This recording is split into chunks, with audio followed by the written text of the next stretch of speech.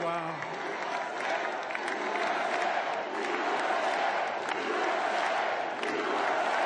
Our country has never seen before nothing like this. I want to thank the American people for the extraordinary honor of being elected your 47th president and your 45th president. We're going to fix our borders. We're going to fix everything about our country. And every citizen, I will fight for you, for your family, and your future. Every single day I will be fighting for you, and with every breath in my body, I will not rest until we have delivered the strong, safe, and prosperous America that our children deserve and that you deserve. This will truly be the golden age of America. That's what we have to have. This is a magnificent victory for the American people that will allow us to make America great again.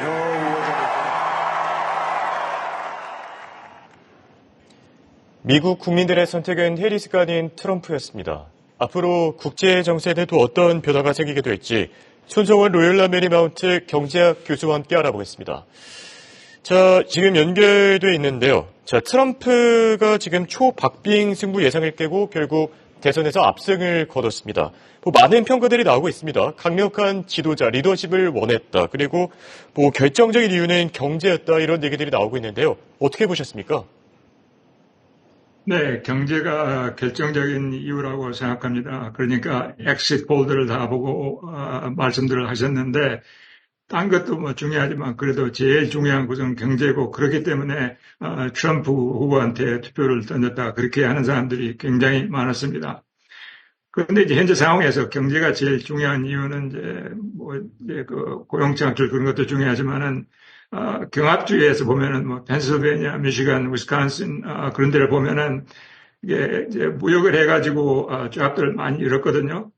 예를 들어서 NAFTA, 이제 US-Korea Free Trade Agreement, 그리고 중국하고 Trade Agreement, 거기에서 이제 제조업, manufacturing 잡들을 많이 잃어버렸거든요. 그래서 거기 있는 이제 일하는 사람들이 굉장히 불평이 많았어요. 그것을 알고 있으니까 트럼프 대통령이 거기 가서 만일 내가 당선이 되면은 이제 관세 테리프를 올려가지고 잡들을 다시 미국으로 가져온다. 그래가지고 manufacturing 제조업을 다시 부활시킨다. 그렇게 말씀을 하셨습니다. 그게 이제 중요한 이유가 됐고요. 그 다음에는 이제 고용 창출이 그렇게 특히나 제조업에서는 좋지가 않았으니까 거기에는 임금들이 그렇게 많이 올라가질 않았습니다. 그런데 이제 트럼프 대통령이 거기 가가지고 만약 내가 당선이 되면 잡들을 미국으로 가져오고 그리고 당신 이제 임금들도 더 많이 올려준다. 그렇기 때문에 나한테 투표하라. 그게 아마 잘 먹힌 것 같습니다. 특히나 경합주 펜실베니아, 미시간, 위스콘신, 조지아 그런 데죠. 그러니까 그게 굉장히 중요했고요. 그 다음에는 또 뭐냐 그러면 바이든 대통령이 여러 가지 이제 일을 많이 했는데 그게 다 잘못됐다. 내가 이제 잘못됐으니까 밖에서 와가지고 잘못된 것을 바로잡겠다. 예를 들어서 IRA, Inflation Reduction Act라고 그러는데요. 그것도 잘못됐다. 그렇기 때문에 내가 들어와서 그걸 고쳐가지고 앞으로 이제 올바른 방향으로 나가게 하겠다. 그렇게 여러 가지로 말씀하셨습니다. 그리고 또 한 가지 또 중요한 게 뭐냐 그러면 이제 바이든 대통령 당시에는 정부 규율, 레귤레이션 그런 게 굉장히 많이 생겼거든요. 그래가지고 그것 때문에 경제 성장률이 많이 올라가지 못했고, M&A도 많이 할 수가 없었고, 또 은행들도 하도 규율이 더 많아지니까 돈도 많이 빌려주지 않고, 그렇기 때문에 경제 성장에 큰 영향을 미쳤으니까 내가 만약 당선이 되면은 이제 경제 규율, 레귤레이션을 많이 없애가지고 M&A도 더 많이 할 수 있고, 또 은행도 많이 돈을 빌려주게 할 수 있고, 그런 쪽으로 나가겠다.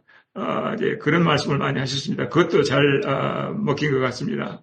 그러니까 여러 가지 이유가 있지만은 제 생각에는 경제가 그래도 제일 중요한 것이라고 그렇게 이제 투표자들이 말씀을 하셨습니다. 네, 그러니까 정리를 해보자면은 결국엔 경제가 가장 중요했다. 미국인들의 마음 그리고 필요한 것, 원했던 것들을 조금 더 잘 짚은 게 트럼프 이제 당선인이 아니었나 생각이 들고요. 자, 그런데 우려되는 부분들도 있습니다. 아까 짚어주신 tariff, 이 관세 문제 때문인데요. 이 앞으로 글로벌 공급망이 흔들리게 될지, 그리고 한국 경제에도 영향을 미치게 될지 어떻게 보십니까? 아직 단기에서 흔들린다고 생각하지 않습니다. 왜냐하면 이제 관세라는 게 이제 대통령이 관세를 이렇게 함부로 바꿀 수가 없거든요. 이제 미국 법에 대하면은 Section 3.1하고 Section 253인가 뭐 그게 두 개가 있는데 거기에서 이제 대통령이 이머전시 경우에는 관세를 이제 올릴 수가 있습니다. 그렇지만은 그게 이제 많이 장기적으로 올리려면 그것은 의회를 통과해야 합니다.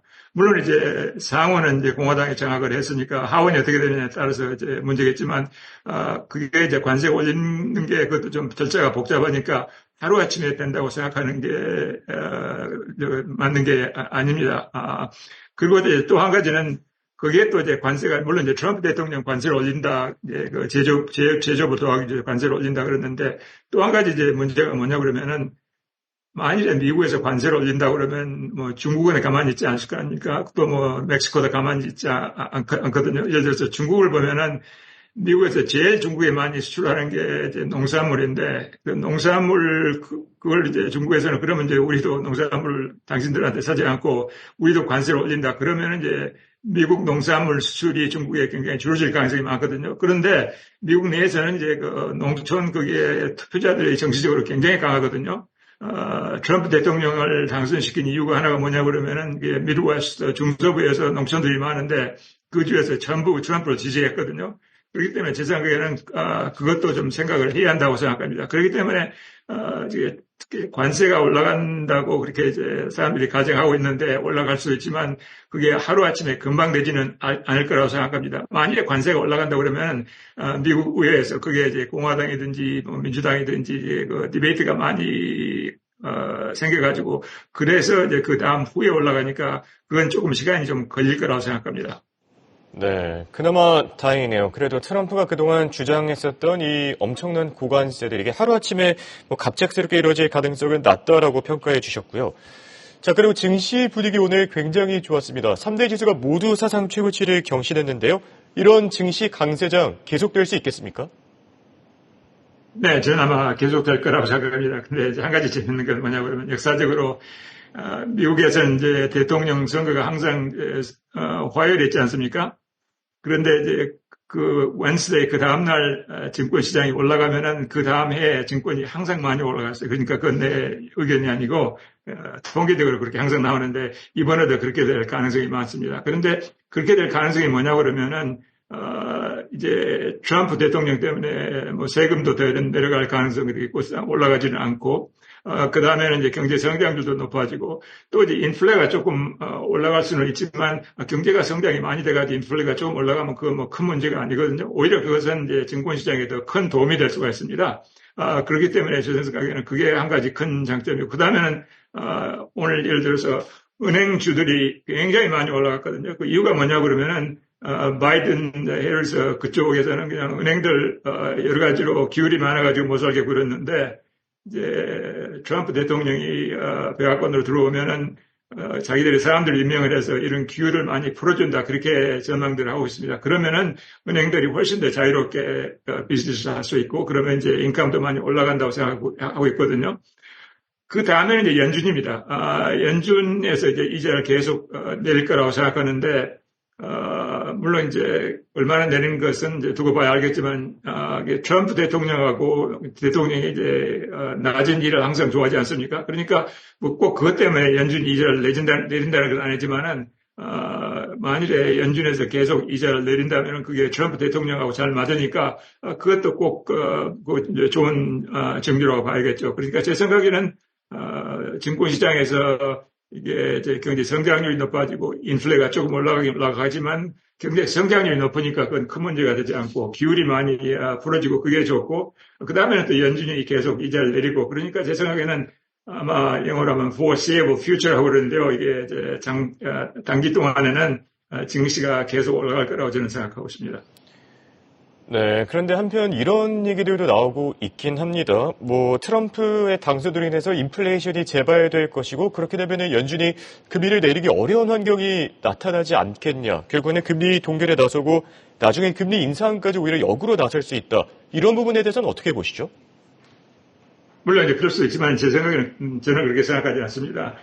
이게 이제 인플레는 물론 이제 얼마나 코스트가 얼마나 되냐 그것도 중요하지만 트럼프 대통령 경제 정책 때문에 경제 성장률이 많이 올라가게 되면은 이게 공급이 더 많아진다는 얘기거든요. 그 공급이 더 많아진다는 얘기는 인플레가 오히려 억제가 된다는 얘기입니다. 그러니까 여러 가지 이유 때문에 인플레가 좀 올라갈 수도 있겠지만 제 생각에는 그게 큰 문제가 되지 않는다고 생각합니다. 그러니까 조금 올라간 것은 아까 말씀드린 바와 같이 경제 성장률이 더 빨라가지고 잘 돼가지고 인플레가 조금 더 올라가는데 그건 저는 큰 문제가 아니다. 그게 아마 금융시장, 증권시장에서는 아주 좋은 뉴스라고 생각합니다. 알겠습니다. 지금까지 도움 말씀의 손성훈 교수였습니다. 감사합니다. 네.